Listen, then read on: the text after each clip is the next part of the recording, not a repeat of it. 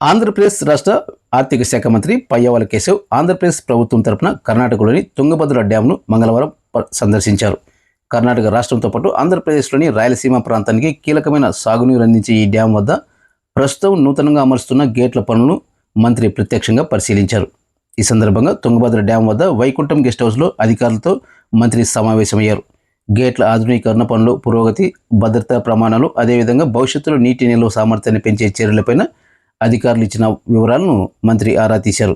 రైతులకు సాగునీరు నిరంతరంగా అందేలా పనులు వేగవంతంగా పూర్తి చేయాలని అధికారులకు ఆయన సూచించారు. ఈ సందర్భంగా మంత్రి పయ్యావుల కేశవ్ మాట్లాడుతూ రికార్డు స్థాయిలో ఒకే సీజన్లో పాత గేట్లను తీసివేసి మరమ్మతులు చేపట్టి కొత్త గేట్లు అమర్చుతున్నామని తెలిపారు. రైతుల పట్ల నారా చంద్రబాబు నాయుడు గారి సారథ్యంలో ఉన్న కూటమి ప్రభుత్వానికి ఉన్న నిబద్ధతకు తుంగభద్ర డ్యాం వద్ద శరవేగంగా జరుగుతున్న పనులే సాక్ష్యమని మంత్రి పయ్యావుల కేశవ్ తెలిపారు. రాయలసీమ రైతులకు ఇచ్చిన మాట నిలుపుకోవడానికి కూటమి ప్రభుత్వం ఎల్లప్పుడూ ముందుంటుందని ఆయన స్పష్టం చేశారు.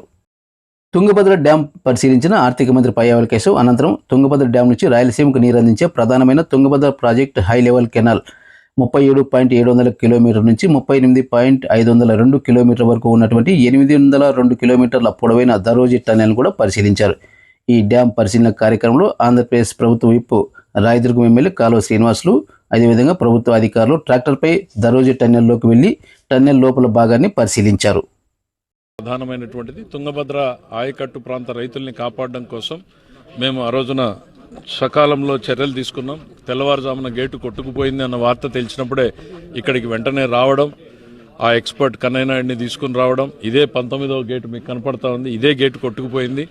కొట్టుకుపోతే ఆ రోజు తాత్కాలికమైనటువంటి గేట్లను ఎరెక్ట్ చేసుకున్నాం. ఇవాళ పూర్తి స్థాయిలో గేటు కరెక్ట్ అయింది. ఈ ఒక్కటే కాదు, మొత్తం 33 గేట్లకు సంబంధించినటువంటి మెటీరియల్ ఉంది. ఇంకో 2 గేట్లు ఇప్పుడు ఇవాళ యాక్చువల్గా ఇవాళకి అరైవల్ పెట్టాం. మేము బహుశా ఈరోజు ఈవినింగ్కి 2 గేట్లు కూడా వచ్చేస్తే 18 గేట్ల ఎరెక్షన్ కూడా కంప్లీట్ చేశాం.